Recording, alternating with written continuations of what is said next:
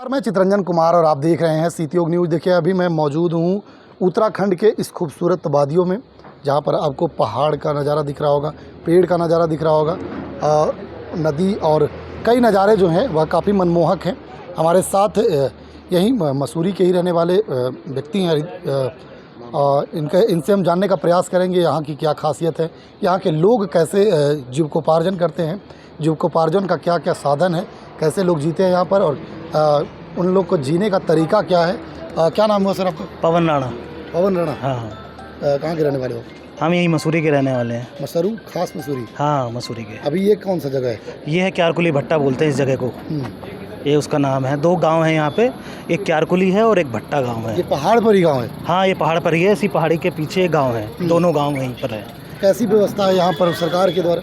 सरकार के द्वारा ठीक व्यवस्था है। लोग अपना जीविकोपार्जन करते हैं यहाँ पर। जैसे ट्रैवलिंग हो गया और पर्यटन हो गया। पर्यटन से काफ़ी लोग यहाँ जुड़े हुए हैं। लोगों की यहाँ दुकानें भी हैं। जैसे आप थोड़ा आगे जाइएगा तो यहाँ पे जो है मसूरी झील भी है। वहाँ पे जो लोकल्स लोग हैं वहाँ अपनी दुकानें लगाते हैं। लोग यहाँ खेती भी करते हैं। खेती भी करते हैं? हाँ, यहाँ किस चीज़ की खेती होती है? सीढ़ी नुमा खेती होती है यहाँ पर। अच्छा, हाँ, बेसिकली पठारिया क्षेत्र है और यहाँ पे सीढ़ी नुमा खेती होती है। इसमें सब कुछ होता है, गेहूँ, दाल, चावल। यहाँ पे गहत की दाल बहुत होती है। किस चीज़ की? गहत की दाल होती है, जो हमारे स्टोन में काम आती है। बेसिकली सर्दियों में होती है ये दाल ना। इसका बहुत ही आयुर्वेदिक इलाज भी होता है इसमें। जैसे किसी को पथरी हो जाए तो उसमें भी काफ़ी काम आती है ये दाल। हाँ, पथरी में भी काफ़ी काम आती है। उसका गहत की दाल होती है वो।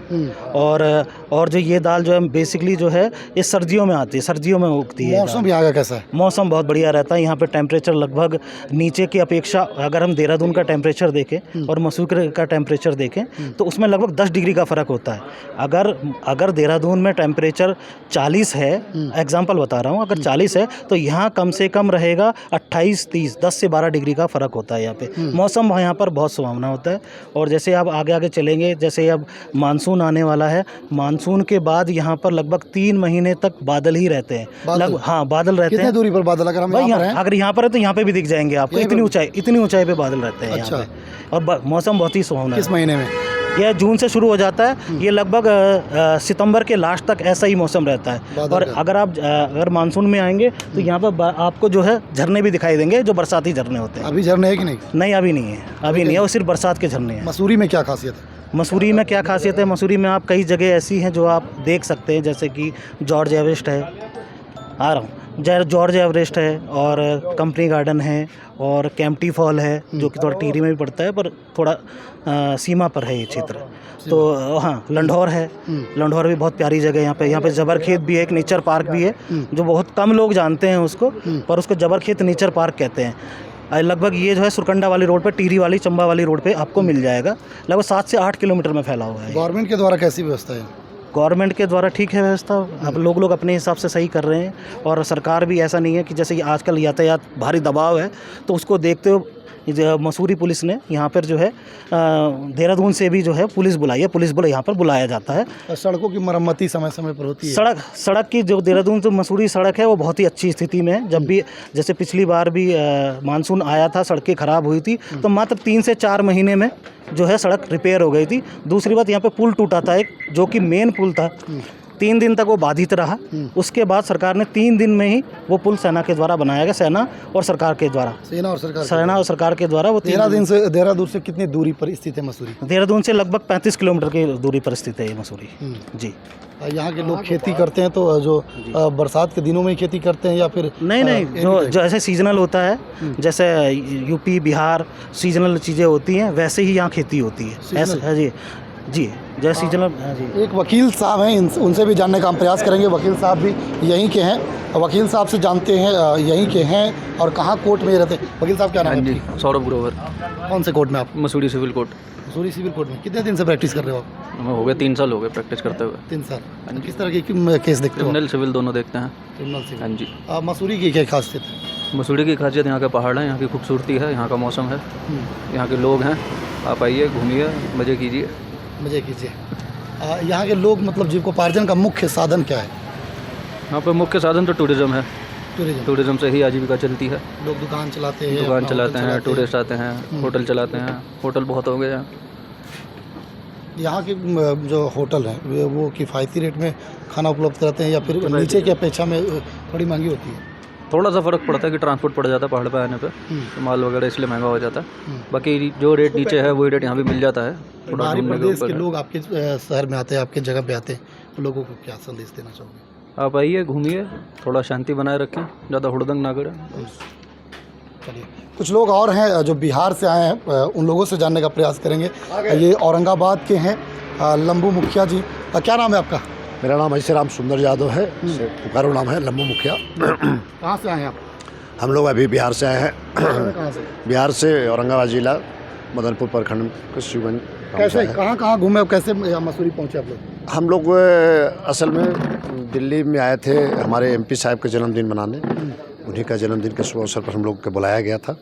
वहाँ से आने के बाद कुछ लोग के साथी लोग के मन किया कि हम लोग घूरते हैं, आते हैं, तो वहाँ से हम लोग चले हरिद्वार होते हुए ऋषिकेश से देहरादून से अब हम लोग मंसूरी के पहाड़ में पहुँचे हुए हैं। बहुत अच्छा यहाँ के देखने में इतना सुंदर लग रहा है कि हम लोग यहीं बस जाए।